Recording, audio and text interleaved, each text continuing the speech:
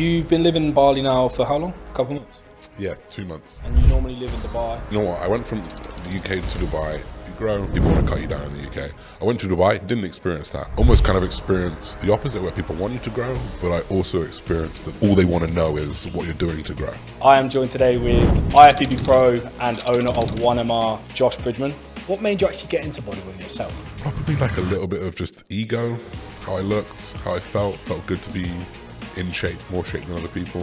I think people love to see the result and they forget what it took everyone to get there, because it took me 10 years to get here and I'm nowhere where I want to be. I made that very, very clear from the start, at least to myself, maybe not always out loud, but like every single year that I've competed, natural or not, I've had expectations of what I think I'm going to do. I think you'll feel a lot more fulfilled, and when you get the result as well, I don't think the results are quicker by you just doing foundations first, and then as you get enough muscle. Yes, now my people, welcome back to the Physique podcast. And today I'm joined by a guest. And if you don't know my guest, you've been living under a rock, especially if you're a bodybuilder, because I am joined today with IFBB Pro and owner of 1MR, Josh Bridgman. Welcome to the podcast, man. Thank you, mate. Wow. How are you? I'm good, man. I'm good. Happy to be here in paradise. Happy to be invited on. Still paradise, it's 2 years, yeah? Yeah. Paradise with a few bushfires here and there. Yeah. I mean, look, to be fair, bro, you've experienced the worst of the weather. And if you haven't ran away, then that's a good sign. Yeah. Because like the rain here, bro, was... Yeah, it was mental. That, I mean, I've been here nearly 2 years and that was bad. Yeah, it was crazy. I've never seen nothing like it. Yeah. For sure.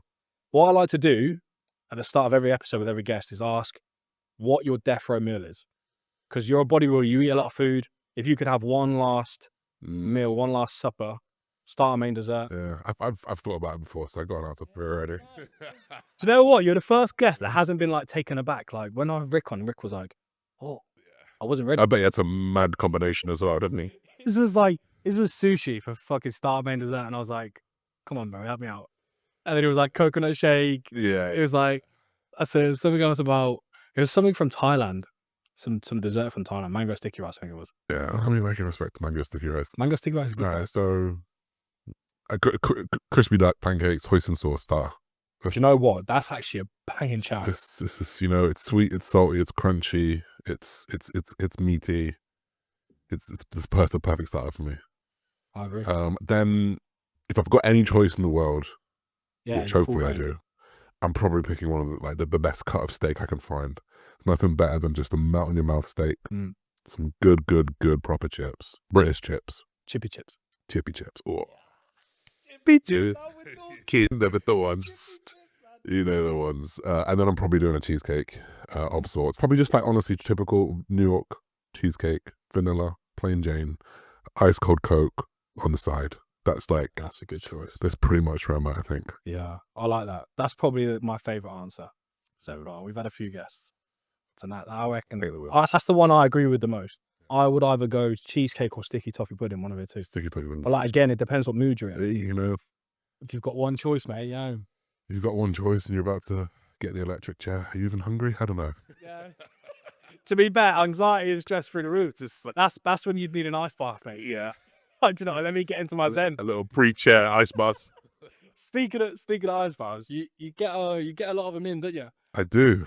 I absolutely love it. You know why though? You know why? Because my girlfriend Jules, she kind of introduced me to it a little bit. Like I obviously knew what they were.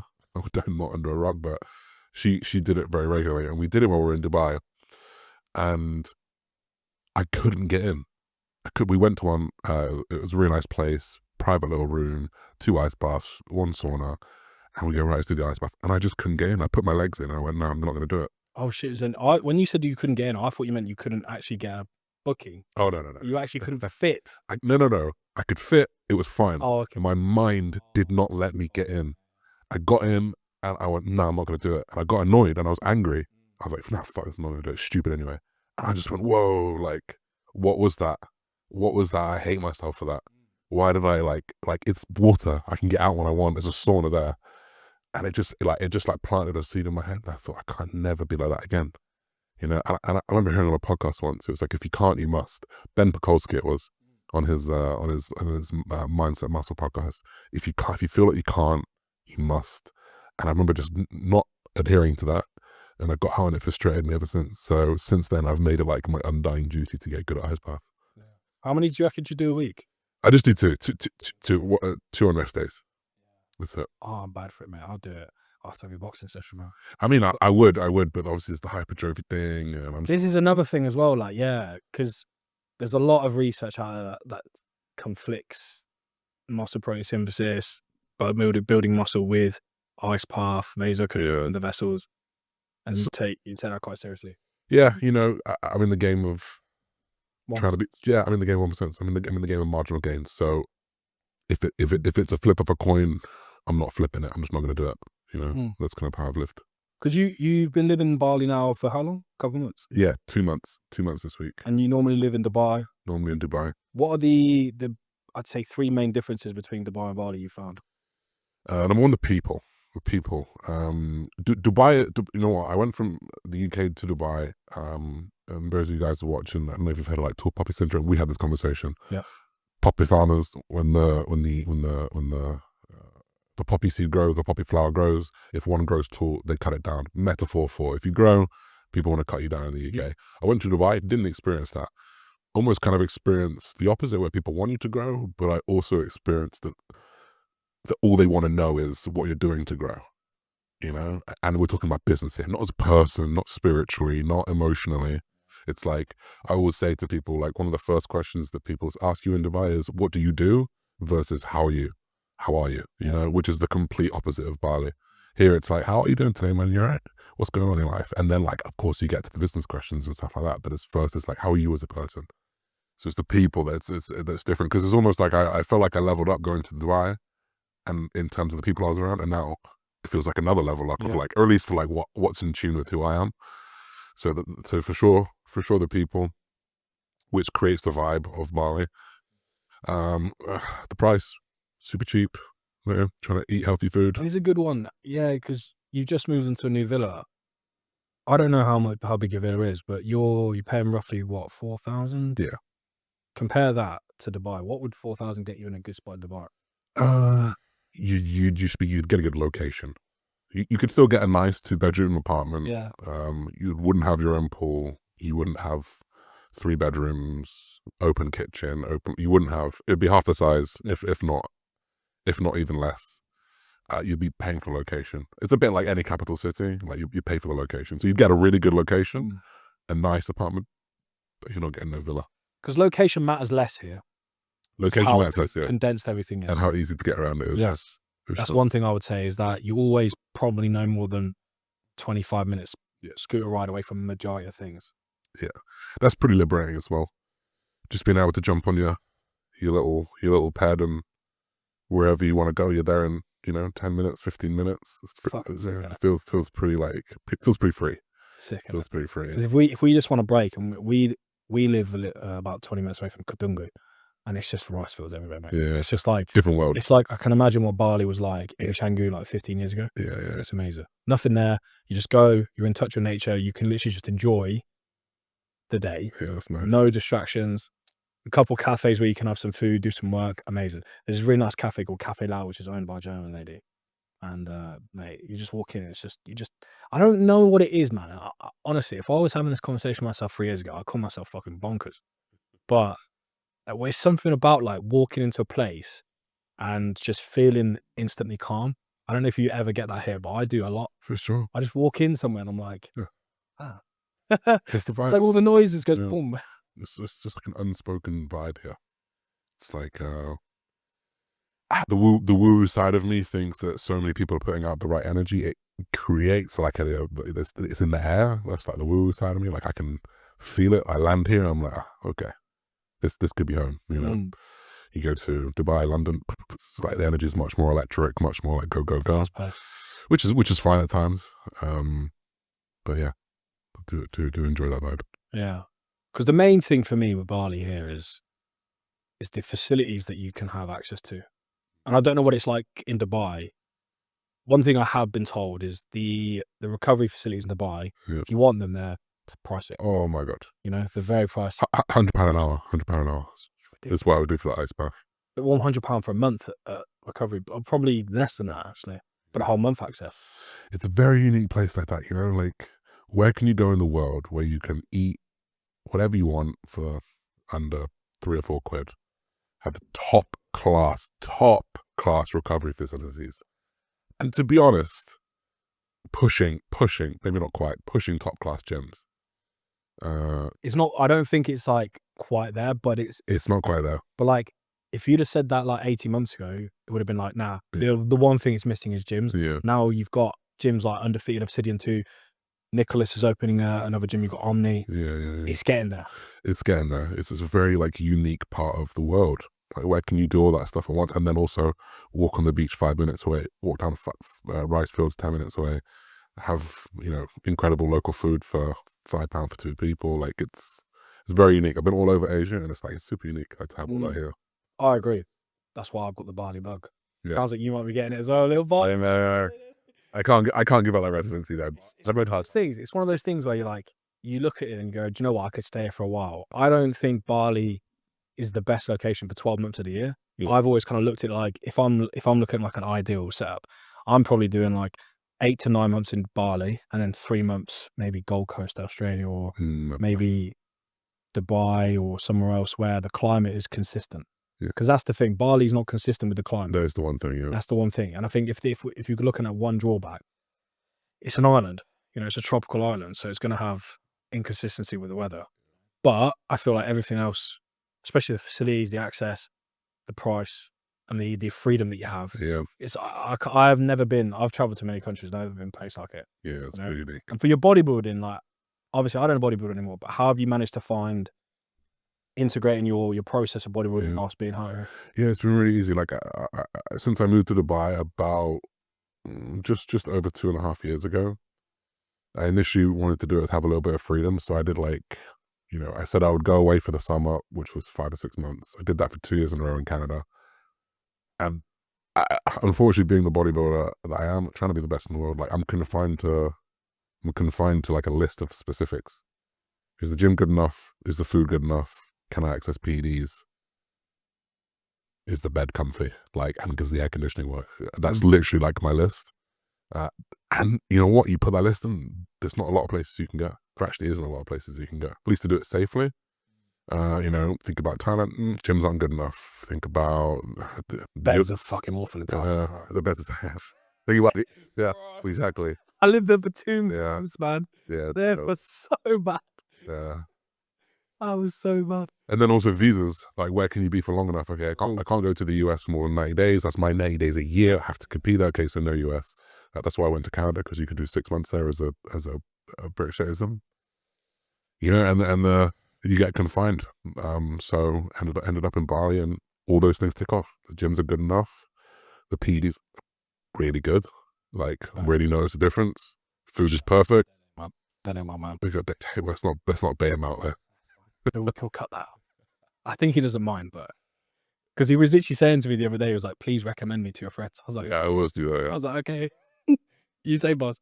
But yeah, in regards to like coming here, being a bodybuilder, and with the facilities that we have access to, like I said to you before we started, for somebody who is at the level that you're at with bodybuilding, being an IFBB pro and still competing, I find it very rare for someone like yourself in the position that you are in to have the mindset you have. Where did that come from, and where did that start? You mentioned your girlfriend with the ice baths. Did it start with your girlfriend, or was it something else? No. I've had this mindset for a long time. I've just I would say it started in university, to be honest. I was like a small town kid. Everyone who I knew growing up is still there, where I grew up. And when I went to Loughborough University, which is pretty international, I got put in a block full of people where 2 people were English, the other 8 were different from everywhere: Australia, Spain, Zimbabwe, all over the world. Yeah. And I just went, what the fuck? Like, whoa. And that just like took me out of my little bubble that I'd lived in. There was so much more out there. It was very like, without having to take psychedelics, it was like a psychedelic awakening where I was like, oh shit, we're all actually the same. How can I meet someone from Zimbabwe, like Africa, Australasia, Europe, Canada, and all of us just be completely like best friends. I was like, because we're all one here. Like we're all on the same journey. We're all doing the same things in different capacities, but the same kind of linear pattern. And that was like my first kind of just being pulled out of my shell and becoming like someone who could watch my own life and kind of understand the choices that I was making and realize they have impact and kind of that stuff. So even when I first started, anabolics and all that stuff, like I was very aware of what I was doing. It was a very conscious choice. In fact, I've got a video. It was like, I'm not natural anymore. 30 minutes, and I sit there for the camera and I explain every single reason that I've gone through. I talk about my parents, talk about my girlfriend at the time, I talk about the damage I'm about to do, I talk about the sacrifices I'm about to do, and I kind of run through my whole thought process about it all. And yeah, I still decided to make that choice regardless of what was about to happen to me. And yeah, that was kind of where it all happened. That's very rare though, to be that transparent that early on. Like, I'm not, like, obviously I haven't met you for very long, but I can understand why your personal brand and why your brand is quite big. Because if you're delivering that level of transparency with pretty much every decision you're making, people love that. It's just authentic. I appreciate it. Because not many people would be at the very beginning of their journey and go, do you know what? I've done all this research. I understand what I'm doing. I'm going to do it. I'm going to see how it goes. But I presume that's how it was. Like, I don't know what the video was about. Yeah, that was it. Pretty much like, That's legit legit. X, Y, Z. We'll do A, B, C to me. Yeah, I was actually like, right, I'm increasing my all-cause mortality. That goes for heart risk. And I said, look, my dad's had 2 strokes at this point and a heart attack. Like I know that I know the poison that I'm picking, and I still kind of went with it regardless. And I always tried to make it very, very clear throughout all my years and years of content that this shit ain't, it's not to be ignored. It's not to be ignored. Like ignorance is not bliss in bodybuilding at all. Because that's going to get you killed. 100%. Yeah. Yeah, and I realized that, and that's what I wanted to ask you, because I realized that at the end of my journey prepping and bodybuilding, the end of 2023, I was like, that's when I had that conversation with myself after my dad passed away through kidney, liver, heart failure, and I was like, I'm putting all, but like for me, it was more like the level of effort that I had to put in to not even achieve pro status. And I looked at it and I was like, I know how much effort I've had to put in, and I'm still probably competing at just at the top of the amateur level. If I get a pro card, I've got to take more risks. Back at the bottom of the ladder. Back at the bottom of the ladder, is the juice worth the squeeze? Hmm. And it's refreshing to hear somebody evaluating that process as you're going through and competing at such a high level. Yeah, I think like that risk versus reward, I made that very, very clear from the start, at least to myself, maybe not always out loud, but like every single year that I've competed, natural or not, I've had expectations of what I think I'm going to do. I feel like I'm pretty objective. I feel like I know how good or not good I am in a certain year. And I always said when I'm on the anabolic journey, if I ever don't achieve what I expect to achieve without some kind of, injury or something that popped up that stopped the result, I'm going to stop. Like I'm going to stop, So when I first started, it's like, if I'm not pro in 2 years, like I'm not good enough. I'm not built for this. I need to be genetically good enough to respond to drugs in 2 years to turn pro. If I'm not, like, all right, it's going to take me 5 years. Are you doing 5 years of that before you turn pro? Probably not. And then it was, like, I'm good. Like, I'm good. I always placed well when I was natural. I placed well against people who weren't natural. That just means I had the shape and the genetics and the condition. All I needed was the muscle. So if I'm not getting first call-outs when I'm turned pro, I'm not good enough. Got first call-outs on all those shows. Wasn't like 1st to 5th, but I was at 6th or 7th, right? The next year I was like, right, I should logically be, 4th or 3rd in some of them. And that's exactly what happened. And then I kind of made that decision to go classic, and I was like, right, I look better classic. I genuinely look better classic. I'm not good enough. Like, huge shout out, so I appreciate it. quite. Like, I'm not going to be good enough. Like, next to some of these guys at the top who just stand there like this and they're just beautifully full. Like, I'm not like that, but hitting my front double bicep, I'll beat them. I said, look, if I'm not in first call-outs, I'm not good enough. I got the first call-outs, right? So I've always been just within my expectations. And and that's my plan right now. Like, I'm taking this year off, and if I'm not winning shows next year, Yeah. I'm out. Yeah. I'm out, which was going to rip me apart and be a whole new identity. But like, I'm out. Like, I can't do this to my body. I know what I'm doing. I'm 7 years in to steroids and 4.5 years into good use, like solid use. Yeah, like not like tiptoeing around 200 milligrams or anything. Like I'm doing it. I'm pushing it. So I've always kind of had that bar that I wanted to achieve, and if I don't, I think I'll face the music and bow out gracefully. I think you're in a good, like, by the sounds of it, you're in a very good position mentally to, if that ever were to come to fruition, you've got the ability already to take a step back and look at the bigger picture, which is the first step in my opinion. That's what it was Yeah. for me. I think a few years ago I wouldn't have, but because I did let bodybuilding become me and my business and everything that I breathe. Don't get me wrong, it's still attached, but I've in the last 2 years I've really like managed to detach the two.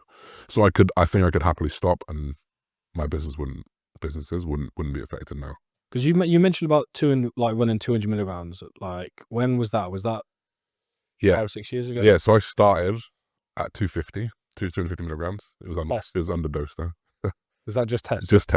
Just test. I did that for 8 months straight, pretty much, as per my coach at the time. I then went into a prep, probably didn't go above like 500 milligrams in that prep. Came back down to 250 for another 6 months. And that was 2 years in, and then we were like, right, let's start pushing things a little bit heavier. And then just slowly work my way up towards where I'm at right now. How's your approach changed from like how you do your bodybuilding process now versus how it was 5 years ago? Is there any key differences? Not really, I just think it's being a little bit wiser in choices of training.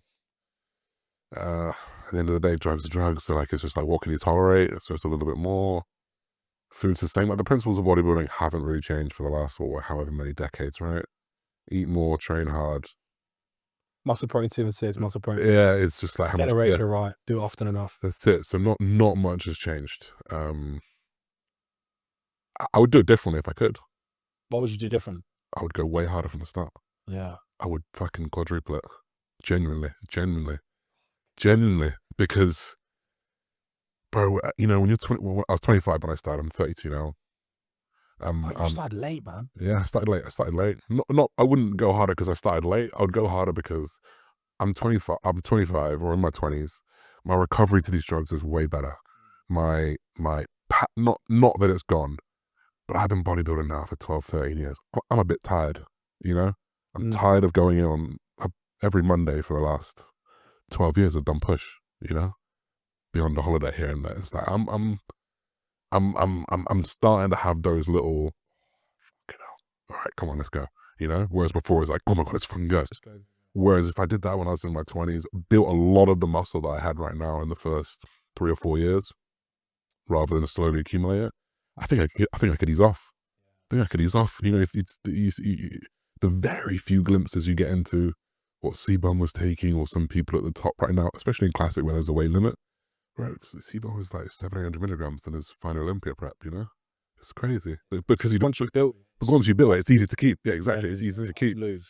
And You got to go out your way. And this is something that people don't understand. And once you actually have built the muscle tissue, unless you literally go and fucking starve yourself for 10 days straight and do a marathon and cause high levels of fucking fatigue and shit, you're not going to lose that muscle. Going nowhere. Right? Especially if you're still taking PEDs at a good level, a supervision level. So would you say, when you say like triple it, obviously you mentioned 250 milligrams a test. What pathway would you triple? Would you triple the test, or would you go down a certain route? I would find my tolerance to test. Actually, to be honest, when I first started, my tolerance to testosterone wasn't great. I actually had really sensitive nipples at 250. Now I don't get anything. Now my cruise is 250 and I don't get anything. So that's changed over the years, which is quite interesting. I would just taper up that testosterone to the metaphorical limit, wherever that is for me, just below it. Yeah. And then start a DHT. DHT, and then growth hormone, and then insulin. I would probably remove all of the trend that I'd ever used. I only ever had poor mental health experiences. Yeah, trend's not great, man. I mean, look, my experience is I'm so laid back, I'm a horizontal, so me taking trend never made a difference, right? Yeah. But I hear people like yourself, it puts you in such a bad state. And then when you're in a bad mental state, everything else is affected. It's the thing, it's a knock-on. It's the knock-on, whether that be relationship, whether it be sleep, whether it be your own mindset.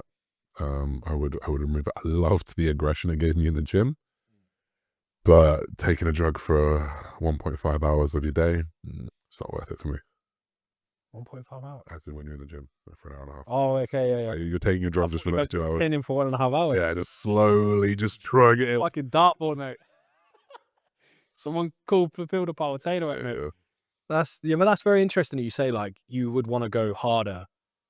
I presume that's down to the fact that the itch right now isn't as easy to scratch. It's a little bit more like you got to motivate yourself a bit more than you were maybe 4 or 5 years ago. Yeah, I think the older you get, the more damage this stuff's doing to you.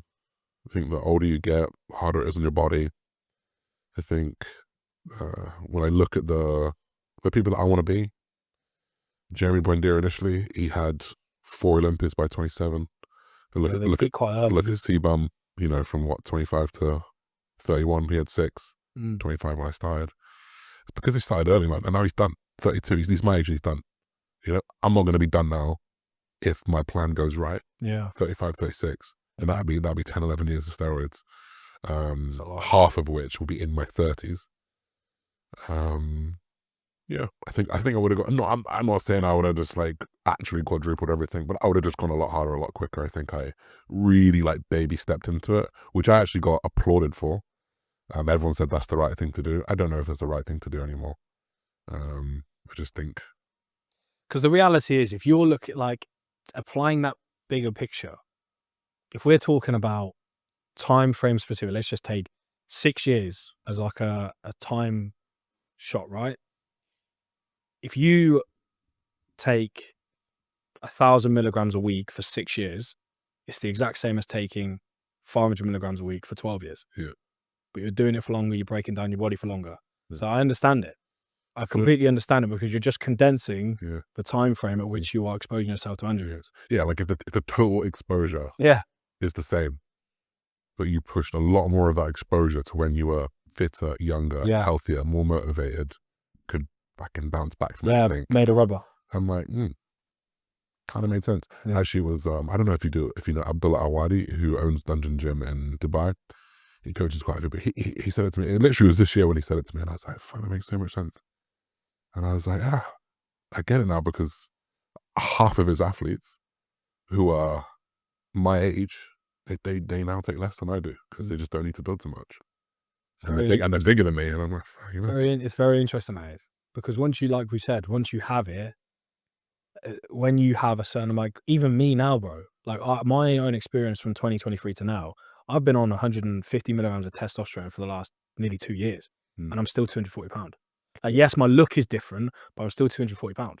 Right? Yes, I'm not as bubbly. Yes, I'm not as full, but the weight that I'm carrying is still fundamentally the same.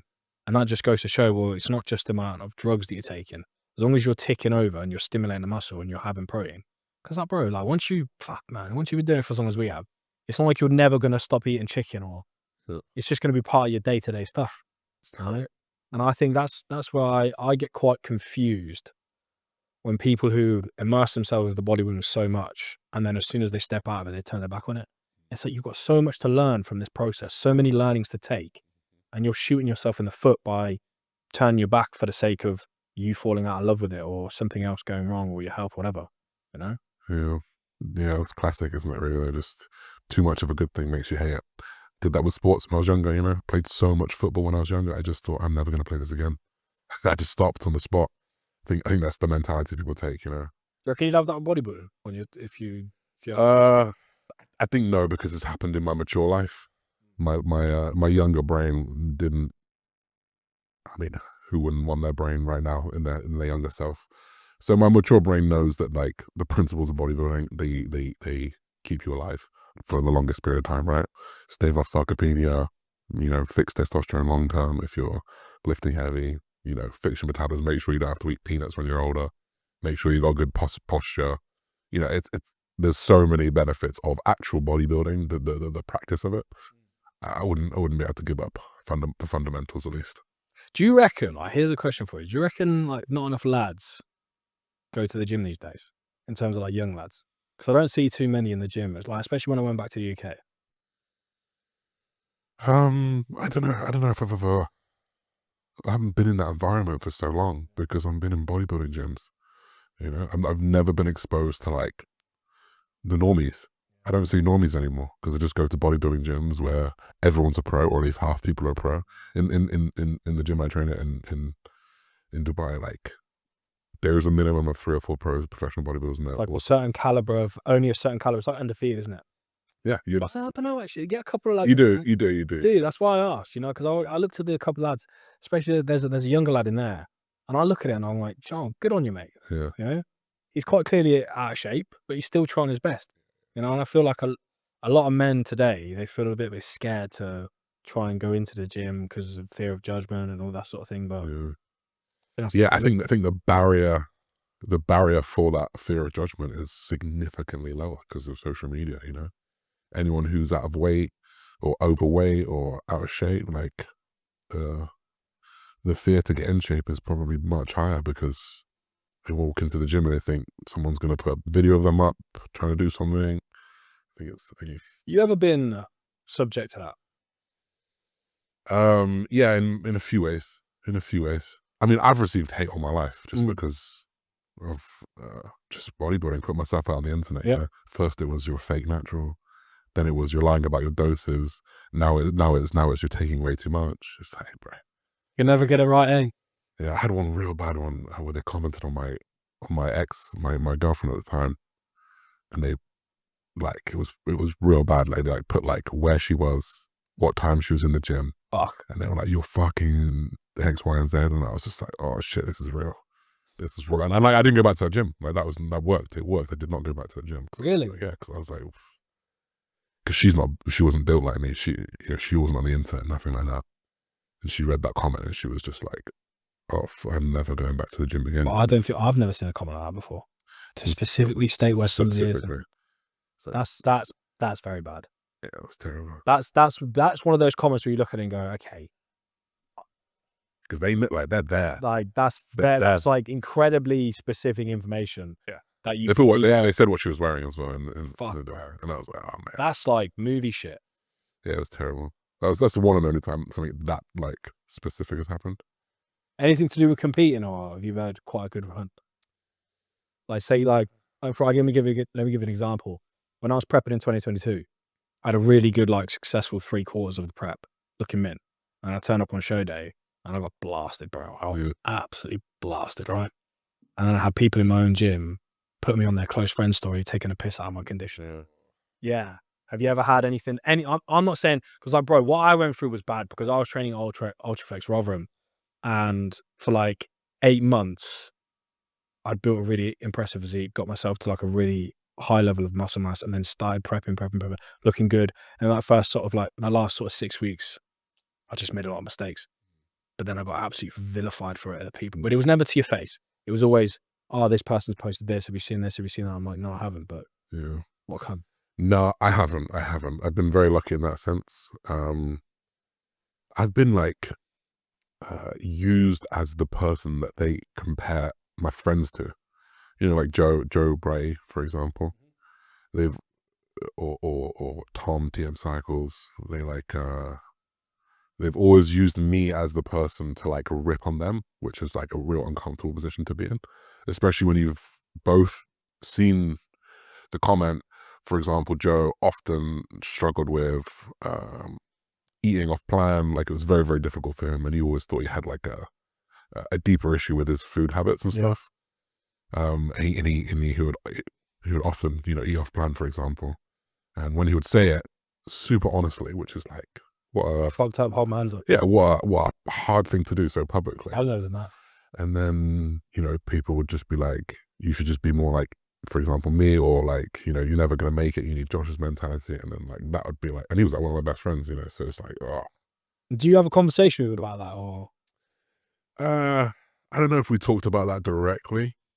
There'd be jokes made about it. But there's also truth behind jokes, eh? Yeah, where, it was more unspoken. Like we both just appreciated what happened. We both appreciated what each other did, how hard it was for him, how I don't miss, I just won't. That in itself can be a damaging mindset. Like I'm not gonna miss anything. I'm never gonna miss a grain. I'm never gonna miss a step. That's just a decision that I made. But obviously that's a bit bulldozery. So if something gets in the way, get the fuck out of the way, right? Which is damaging in itself. I had that in 23, man. Yeah. So I got in the best shape of my life. Nothing will get in your way. You just think, Do you know what? I look back at that time and I go, like, I went to a very, very dark place there. Like, nothing mattered. some people have to be darker than others to get there. Like, even when my dad died, I was a number.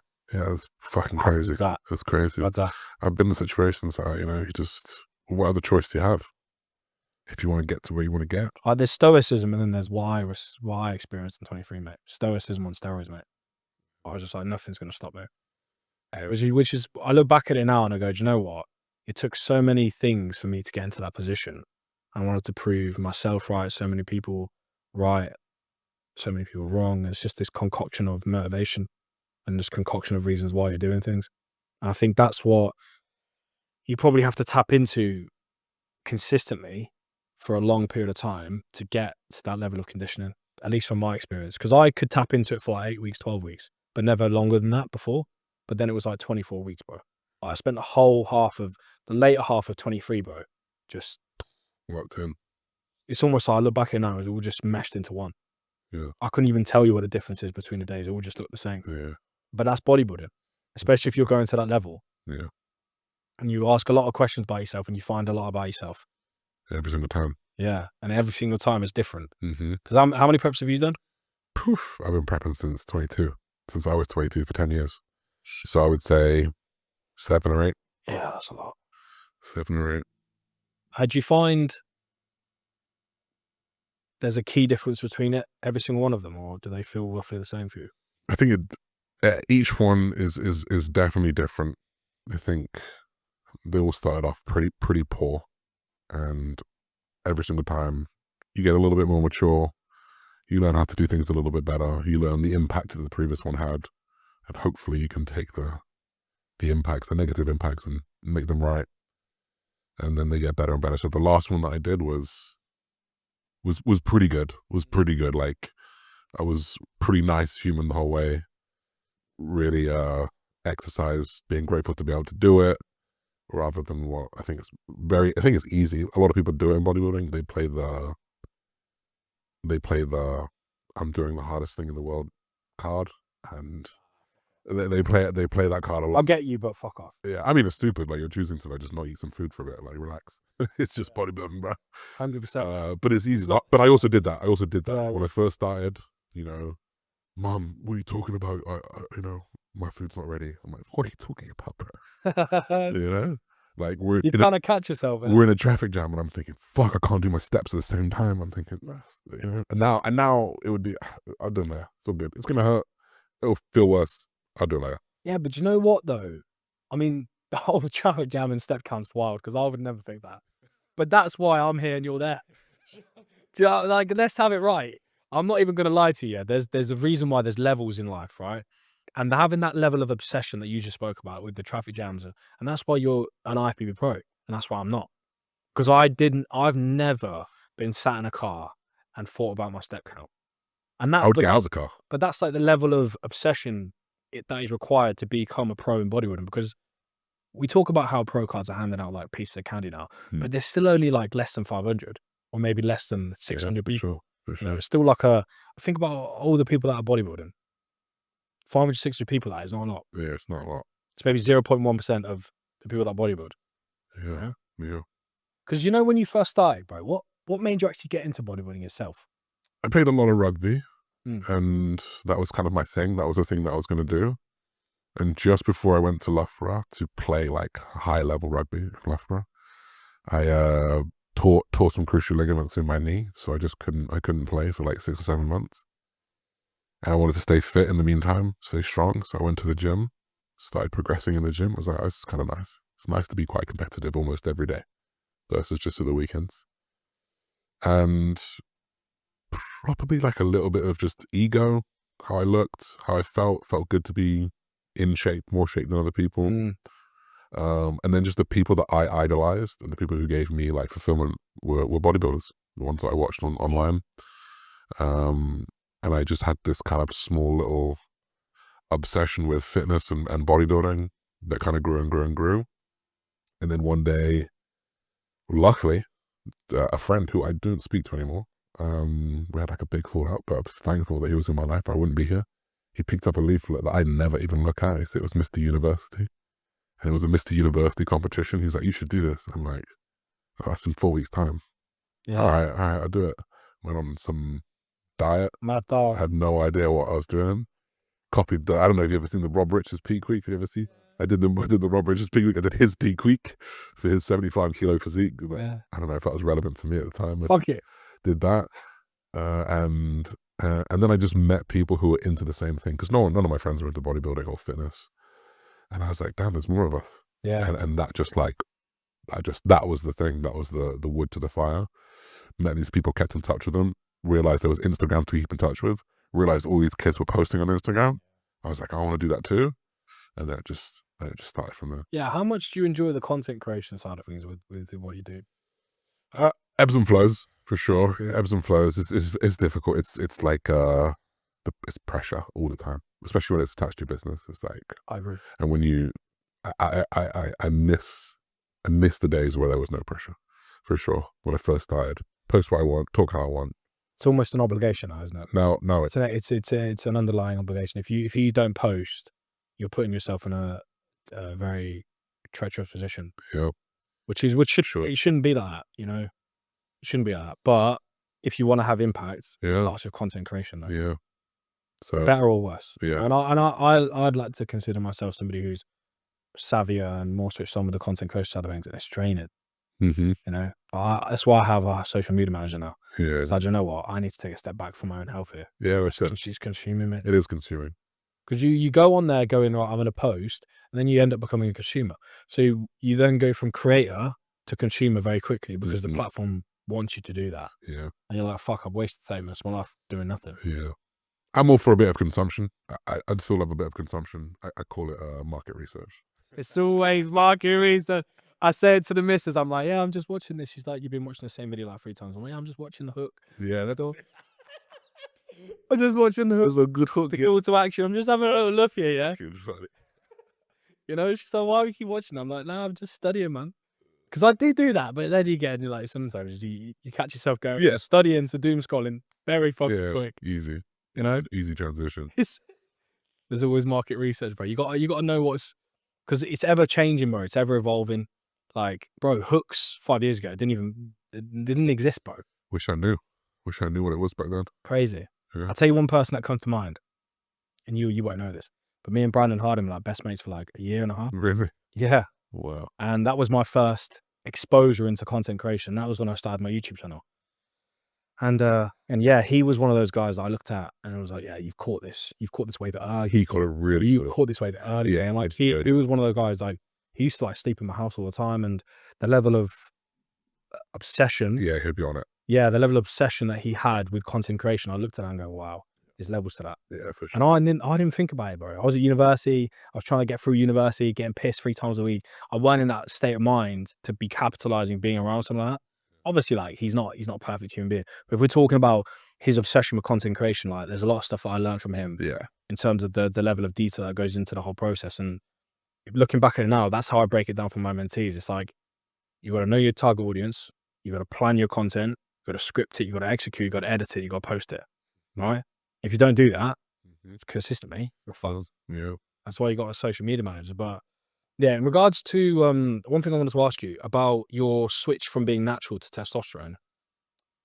How did you feel, if you can remember, when you first jumped on cycle and you took your testosterone levels to above range?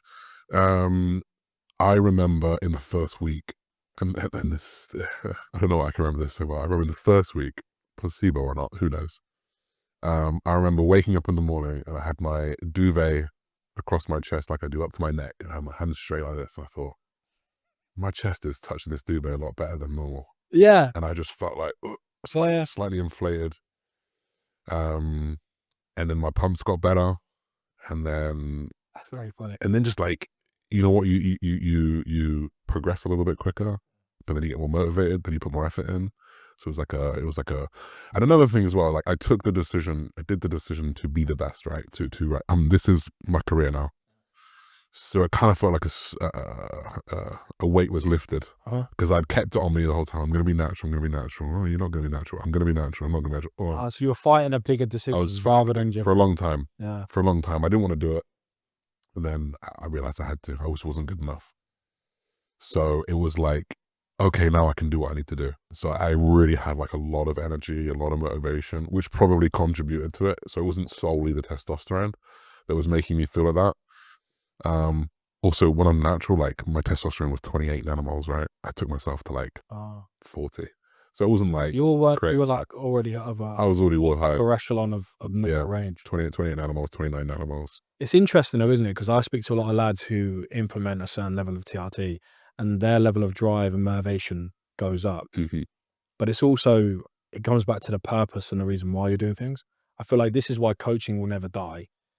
Once you've got somebody saying to you, you need to do X, Y, Z, that's a level of motivation. Then you take testosterone, that's a level of motivation. Then you got an end goal of progress that you need to make, that's another motivation. You put them all together, you get what you experienced in that first cycle where you go, I'm just firing all cylinders. Yeah, that was it. Everything's just taking levels off, you know? And is that something you've experienced? I don't know how many men you've helped with like testosterone levels. Have you experienced that with clients yourself? Yeah, for sure. I've also experienced the opposite a few times. Really? Where people go, I don't know if this is for me. I don't know if Really? I should have done that, yeah. Interesting. Especially with like the pressure of bodybuilding.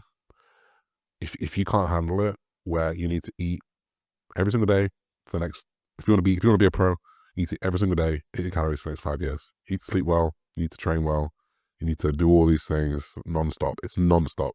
If you want to get that, it's non-stop. I think people love to see the result and they forget what it took everyone to get there. Specifically with like, you know, I'm going to go be an IFBB pro, and they think about, you know, okay, cool, just a few injections. It's not, it's probably daily injections. You're probably going to have some bad injections. You're going to have a cycle where maybe you try a bit of MPP, you don't feel great. You know, when you try some training, you don't feel great. Then you start arguing with your missus, then you break up, or I've lost a relationship because of it. And it's like, it's a lot, it's all in, and it's non-stop. It's pressure, you know? And that's one of the things I get right now with, when I do coaching programs. I used to have like a year option, and a year option for people is so intimidating mentally. Big. Well, I've got to do this every day for a year. Yeah. Like, whoa, that's a lot. And obviously it's not every day, especially with this lifestyle. But people just think about that short-term gain quite a lot. So I had quite a few, not more, but quite a few people that couldn't handle it. And they go 2-3 years and they think, fucking hell, I still got to keep going. I'm not where I need to be right now. No, you're not, because it took me 10 years to get here. And I'm nowhere where I want to be. Probably got another 5 left. So do you think that's more down to the fact that they put too much emphasis on the outcome rather than the process? Exactly that. It's exactly that. Because you open Instagram, you see the outcome. That's it. Yeah, because I was literally about to bring up that point, is that the most notorious part of the bodybuilding process is always the show day. It's always the show day. Maybe a couple of weeks out, you might get a few videos that go viral, but everyone is so interested on the outcome and and if you're somebody that looks at those show day pictures and that's your motivation, I don't think it's going to last, because you're focusing on the outcome and where you're going to end up rather than how you're going to end up there. Yeah. And a lot of people can't deal with it. They go, what do you mean I've got to do this, like you said? Oh, I've got to do this, this, and this for this amount of time. Yeah. Yeah, you do. And there goes no other way. Yeah. No. I get asked that a lot. Is there another way that we can do this? I'm like, yeah, we can change some foods around. Yeah. Is there anything else? Not really, no. Yeah. You still got to go into the gym, progressive overload. Like, the thing is with programming, everyone's different. You got all these different principles of training. Just get in there and fucking train. Yeah. Sort that out. Do that for 6-7 months. And then once you've done that consistently, then you go, do you know what? We can tweak. We can double up on this session, whatever. But a lot of people, they want that. I don't know if you've experienced this, but I have. They want that super scientific, bespoke approach from the get-go. And it's like, you're like way down here. You don't need all this shit. Yeah, you don't need it. You don't need it. Yeah. It's like not even applicable to where you are and where your goal is. Yeah. I don't even think the results would be quicker. I think the results are quicker by you just doing foundations first, then maybe get a bit more specific. And then as you get enough muscle, you can be specific. I think the biggest thing that contributes towards the speed of progress is the amount of effort and intensity that is applied to these things. Rather than the actual food itself, or rather than the actual training itself, it's the level of attention to detail and intensity. Because we can all do 10,000 steps a day, but if you're trying to drive a calorie deficit and you do that 10,000 steps at 120 beats per minute rather than 90 beats per minute, you've then burnt way more calories in that 10,000 steps. And people don't understand that. Yeah. Like, what do you mean? I'm like, yeah, well, the whole idea of you doing exercise to raise your heart rate, the higher your heart rate, the more calories you're going to burn. So therefore, you're going to create a better deficit. But then they don't want to do it. Yeah. They'd rather just half-ass their steps. Because I've been there myself, and you've probably done it yourself, where you go, oh, I've done my 15,000. And it's like, well, you've got all this opportunity to manipulate expenditure. Take it seriously. Yeah. Rather than just try and half-ass it, like walking at snail's pace. Yeah. You know? Yeah. And that's just one example. Yeah, it's one example. That's just one example from all of the variables we can talk about. Yeah, so many. You know? Because one thing that and we'll go a little bit off topic here, but one thing that really opened my eyes is when I did some men's work, like I was given this mad statistic about we breathe like 20,000 times a day. And I looked at that as soon as, my bodybuilding brain just went, fuck, that's 20,000 opportunities to manipulate my state, my conscious state, you know? And if you look at that and you apply it, that same mentality to all of the aspects of bodybuilding, all the aspects of what you need to do, you've got all these opportunities, and that's what they are. Meal 1, meal 2, meal 3, meal 4, meal 5, opportunities, step count opportunities, training, cardio opportunities. And the best bodybuilders and the people that make the most progress, irrespective of whether you're a bodybuilder or not, is that you maximize those opportunities. Mm-hmm. And like, how many opportunities are we talking? Maybe like 25 a day? Yeah. For nail them. It's a lot. Every single day. It's a lot. Yeah. Like, even if, like, just saying that out loud, people are going to be like, listening to this and going, fuck yeah, that's a lot. So I'm doing it now, and I'm like, fuck yeah, 4 meals a day is that. How many of those do you miss? Shit. And like, I've been in a situation where I nailed all those for a sustained period of time, and then sometimes I don't. Yeah. And it's always the end result that suffers, you know? And it's your process as a consequence of what you achieve. Yeah, I think it's if you can shift your mindset to a process based versus result based, I think you'll feel a lot more fulfilled, and when you get the result as well, it's like doubled up. I think as a man as well, confidence comes from the process, not the outcome. I've said 100%, because I've done the work. I'm confident. Comment. Done the work, exactly. And that's more important than anything. Yeah, that's really important. Because I've been through many phases of my life where you keep a little bit less promises to yourself, and then you feel less secure and you feel less confident, and you walk into a room a little bit like, oh, not quite myself here, because you know you haven't. And I've experienced it the last 2 weeks, man. I had a fucking stinker in August, right? But we're now like third week of September. I've been doing boxing 5 times a week for the last couple of weeks. I just feel so much better, and that's just down to the fact that I go, I'm gonna get up in the morning, I'm gonna go boxing. I'm gonna get up in the morning, I'm gonna walk. I'm gonna get up in the morning, I'm gonna do my hydration. I'm going to take my pills and do my jabs. Like, I haven't seen the results of my boxing in 2 weeks. I haven't seen the results of me jabbing testosterone every day. But because I've kept those promises, I go, yeah, I'm going to attack the day now. Because I've kept those promises to myself. Yeah. It's the best promise you'd ever make is the one to yourself, you know? Because it's normal for standards to slip as well. Completely. Have you ever been, because look, to be in a position that you're in, you operate at a very high level consistently. Have you ever had a period of life where you can look and go, do you know what, my standards for that period of time were super low? Yeah. Really, yeah. Yeah, I don't know about super low, but low. This is what I'm saying, like, low, levels too, right? Yeah, low for me. Yeah, low for you. Like, what did that kind of look like? Honestly, probably from November last year until maybe March this year. It was probably the worst, the least promises that I kept to myself. Yep. I gave myself the excuse of bulking to eat out shitty food more. Calories are calories. Like, these things that I just know that aren't true. You know, like, I've been doing this for so long, like, it's not true. But I just was like, right, body weight up, cool, that's all that matters. Nothing about how I felt, nothing about how optimal I was being.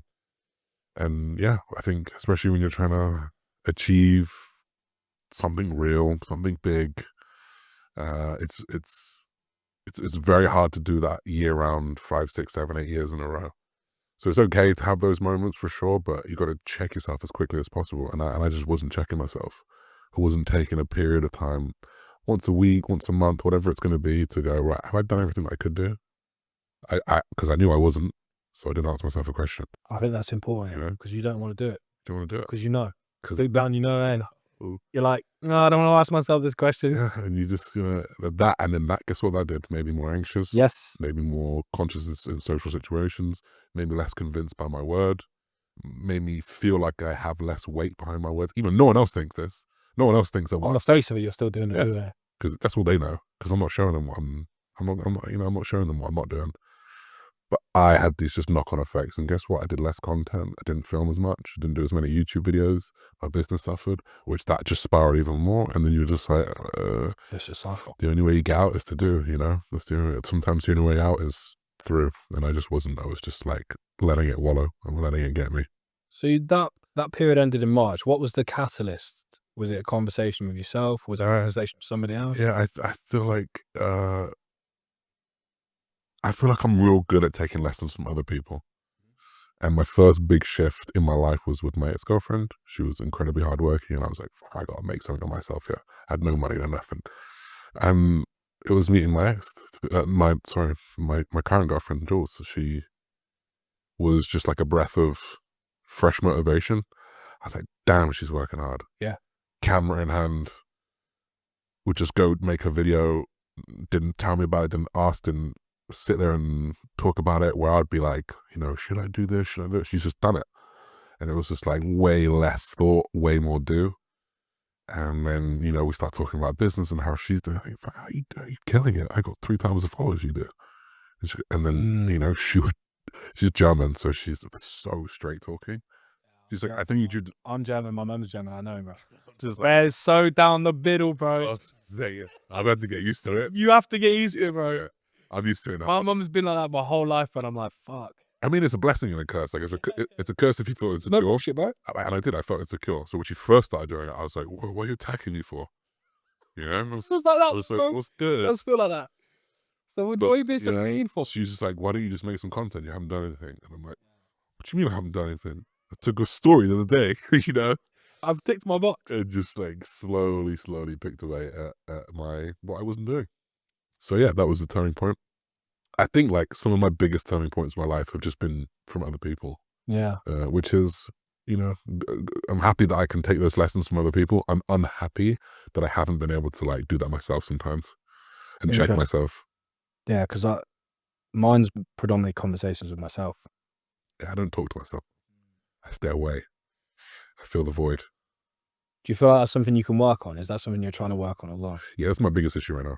Being alone. I don't do. I'm not very good at. I don't have deep conversation with myself. That's the biggest thing I'm working on right now.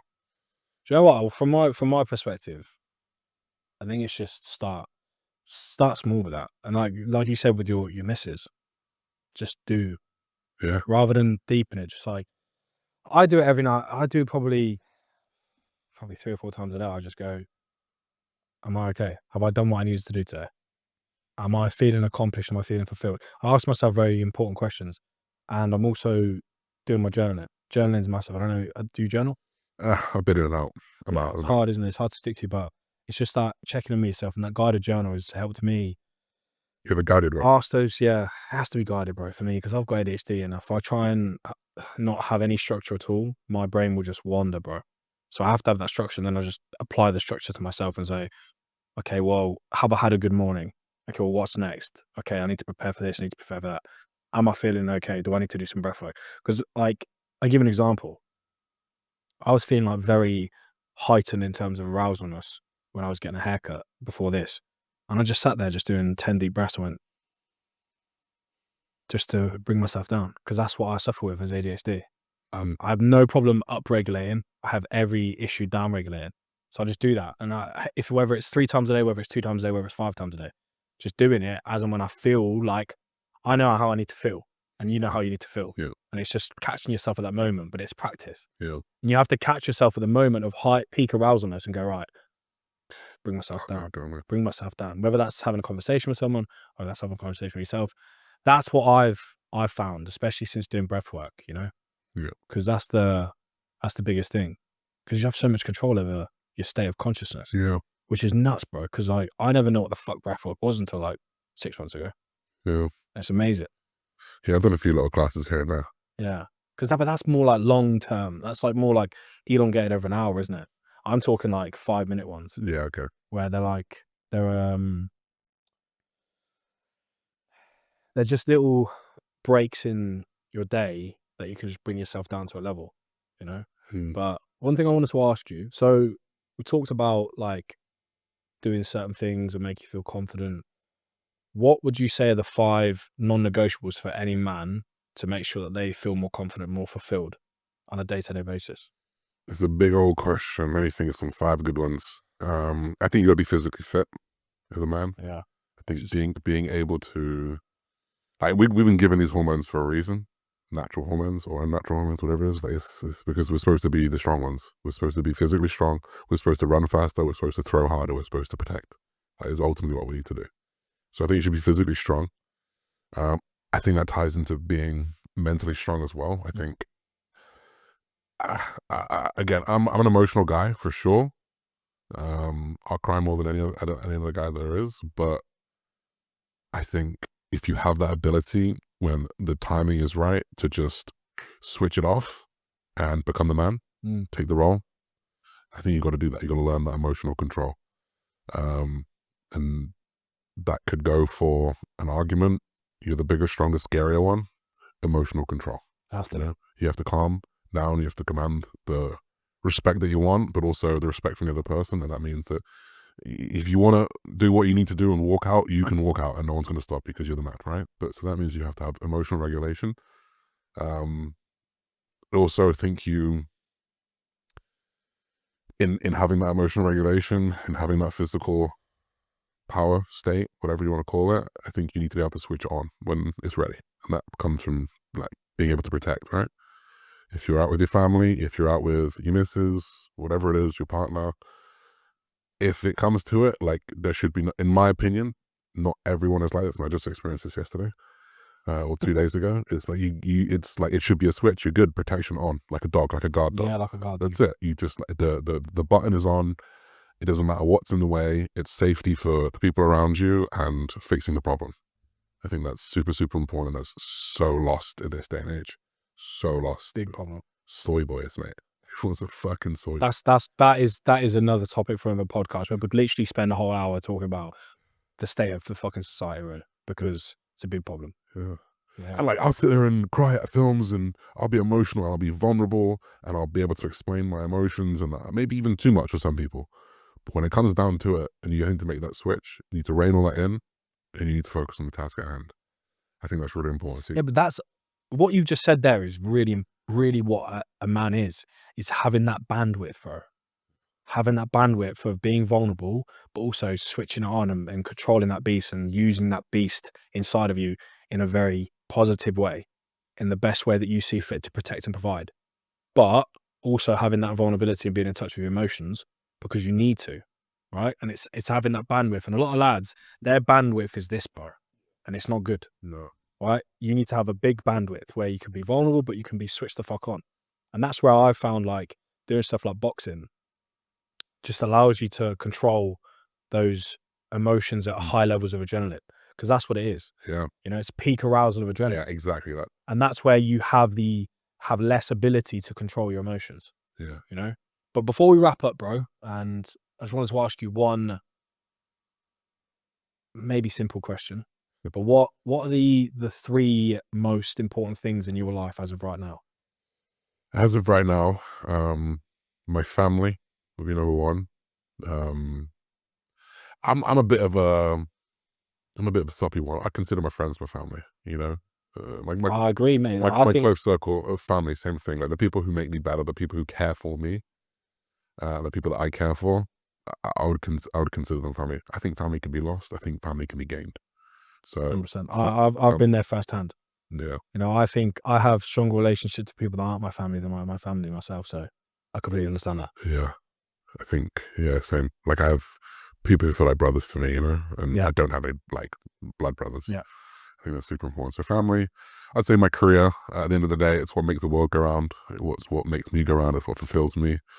Career, business, and bodybuilding, I would put in that because they're pretty intertwined. So much of me wants to say my health, but I ain't healthy, you know? My future health. Try your best, Dak. Just do your best, man. Yeah, like, you know. Your future health, yeah. Yeah. So you can put that in that bigger picture, yeah. I'd say I put my knowledge there. My knowledge. That's a good one. I like that. Because my knowledge and my thirst for knowledge will help all of those things. It'll help my family future. It'll help my career, and it's going to help, you know, my health, my well-being, my mental health, my emotional health at some point. 100%. Yeah, knowledge is power, mate. The more you know, the more you can impact. Simple as that. I don't mean that I know everything kind of way. No, but it's like, it's true. Like if you know more, you can impact more, and you can impact better with different variety. And it's not just about sometimes knowing stuff. It's about how you articulate that. And that's knowledge within itself. Yeah. You know, you can read a fucking article, but if you're just blabbering words off the sheet itself, people will be like, that's hollow. Yeah. So as delivery of information and delivery of knowledge is really important. Yeah, I agree. But I appreciate your time, man. And if anyone wants to check out Josh, it's Josh Bridgman. Just type in Josh Bridgman, you'll Josh find me. Bridgman on Instagram, YouTube. Yeah, you'll find You me. on TikTok? Nah. I tried with TikTok. It's I different now. got some that's different. I'm on like 1,000 followers, and it's completely different, bro. Yeah, I got some old videos on there if you want to I go don't- laugh. I got some dances with my mum on there. Yeah, good. Yeah. Hey, you want to see? If you want to see Josh dancing with his mum, go to his TikTok, Josh Bridgman. But you've got YouTube, yeah? Yeah, YouTube, Josh Like Bridgman. YouTube. Yeah, you'll find me. Yeah. Good man. Well, I appreciate your time today. And that's been another episode of the Physique podcast. Thank you very much for